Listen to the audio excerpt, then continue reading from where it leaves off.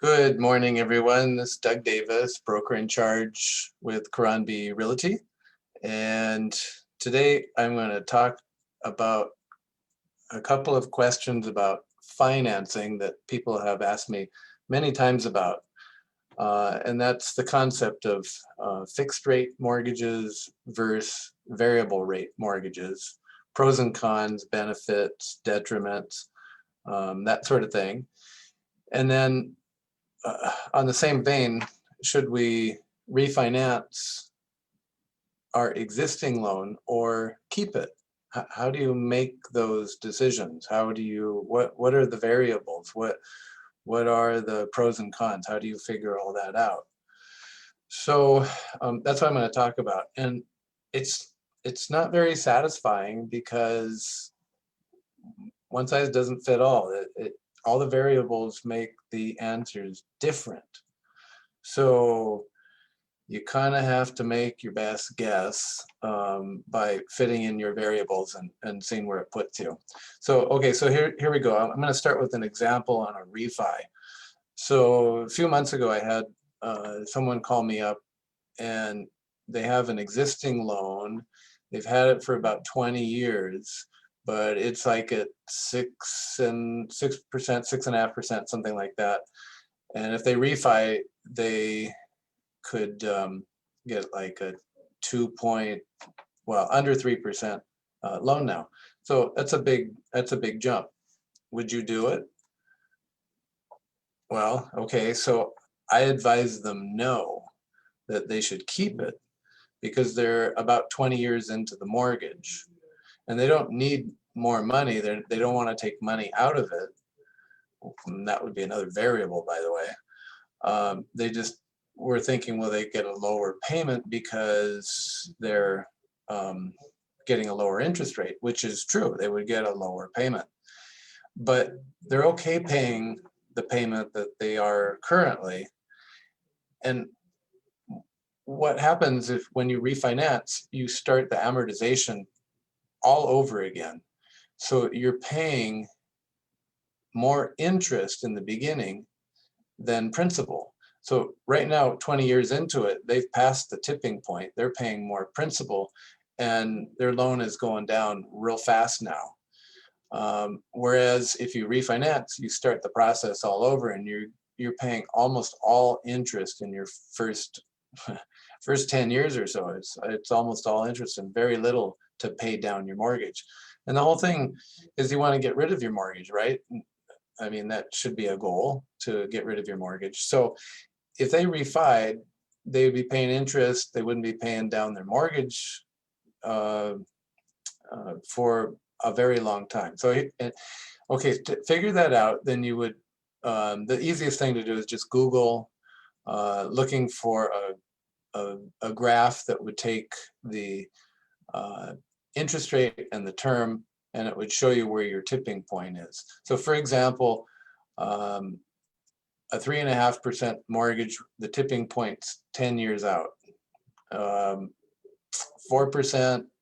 is 12.8 years out. 5% is 16.2 years out. So it's a function of interest rate and term. So in their case, they had a high interest rate. They took 20 years to pay mostly interest, and now they're paying off their mortgage. So that's why they should just keep it and finish paying it off. And you guys can also, if you get like a bonus or you make extra income, you can pay down your mortgage early. That's another way, a voluntary payment plan or something a little extra every month. That's another way.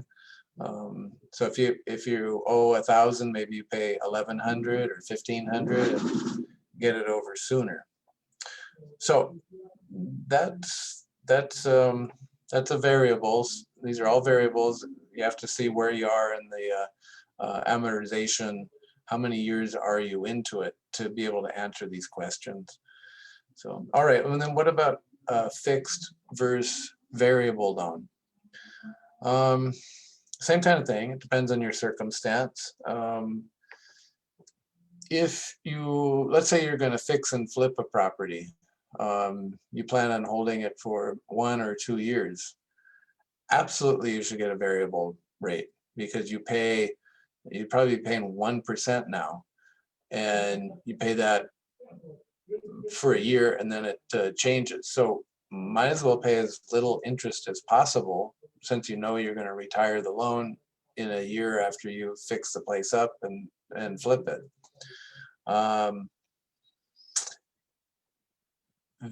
Variable rates are good in a descending interest rate climate, like we have been for the last 20 years. It's been going down. So the risk is, if the interest rates rise, then your monthly payment goes up, and maybe you'd be hard pressed to pay a much higher interest rate. So that's a risk for it.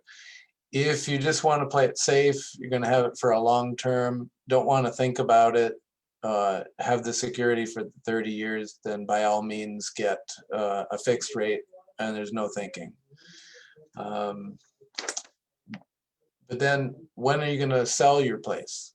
Most people sell their properties in 7 to 10 years. Most mortgages are retired, they're paid off in 7 to 10 years because people sell.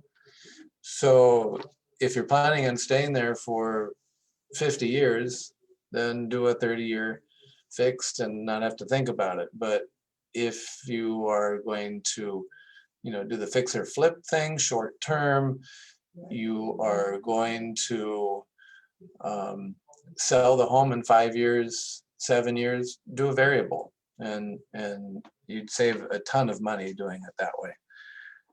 See, all these variables, it's very unsatisfying. So you might not know what you're going to be doing and when you're going to be selling. So that would be difficult. Some banks have a mortgage type where if you pay them a big chunk of principal, like 10,000, 20,000, they'll readjust your monthly payment. That's kind of that's a really good format.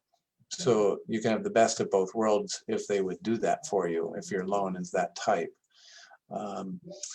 The normal mortgage, 30-year mortgage, fixed rate, for example, you pay down principal, your monthly payment stays exactly the same all the way for 30 years. So if you have a sympathetic bank that would actually adjust your monthly payment, then you really do have a good loan to have. So okay, so hope that helps you, those two different ways of looking at these things. Help you decide whether a fixed or variable, or refinance or not to do a refinance. As always, if I can answer any questions from you, then love to hear from you. Send me a text, send me an email, and see if I can answer it. Doug Davis, and hope you have a great day today.